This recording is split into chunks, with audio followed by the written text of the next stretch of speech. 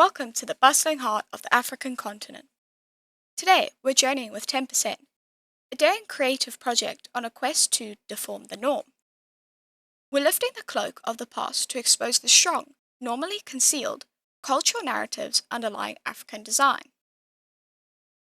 Today, Western-centric design systems ignore the culturally rooted pattern systems of the African design practitioners and students, reducing the visual language to decoration, therefore erasing the symbolic, spiritual, and communal meanings. So the question is, how might we reimagine African pattern systems as not just decorative, but also forms of communication? The context behind our work starts with a long-standing issue.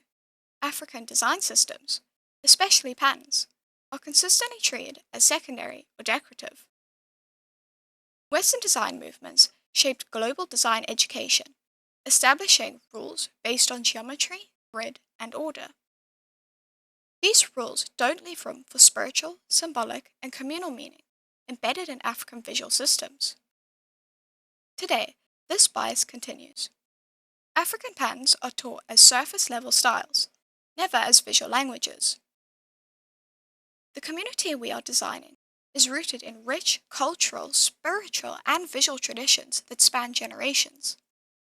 Yet, these designers and artisans are often forced to work within systems shaped by Western design ideologies, where their methods and visual languages are misunderstood or excluded.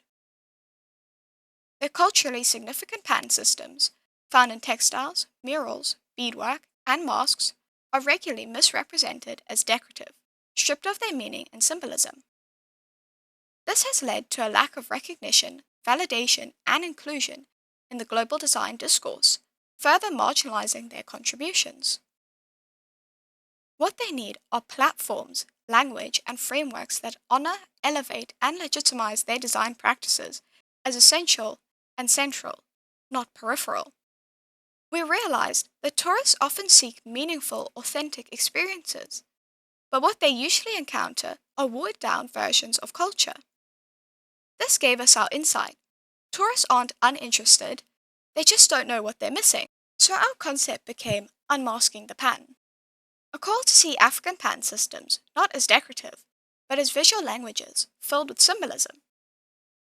We used the African masks as our anchor because it already carries deep cultural weight. By connecting pattern and mask, we challenged audiences to rethink what they see.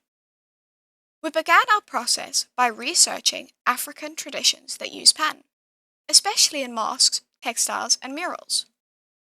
From this, we held group brainstorming sessions to unpack the cultural meanings embedded in these designs. When we analyzed and deconstructed patterns found in African masks, looking closely at how form, shape, and color communicate aspects of identity, ancestry, and spirit. From here, we reimagined and renamed the design principles traditionally used in pattern making, reflecting African knowledge systems.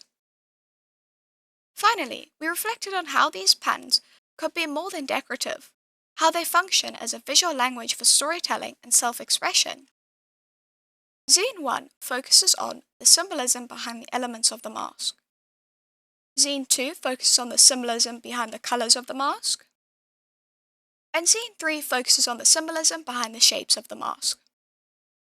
Working on our zines led us to creating an interactive experience. With each zine focusing on a separate topic, we were able to break them down to bring deeper meaning. We also imagined a digital platform where these user-created patterns could be shared publicly, building a growing archive of stories told through African design systems. If we had more time, we would collect these personal patterns into a living digital archive, or even translate them into physical textiles through collaborations with local artisans.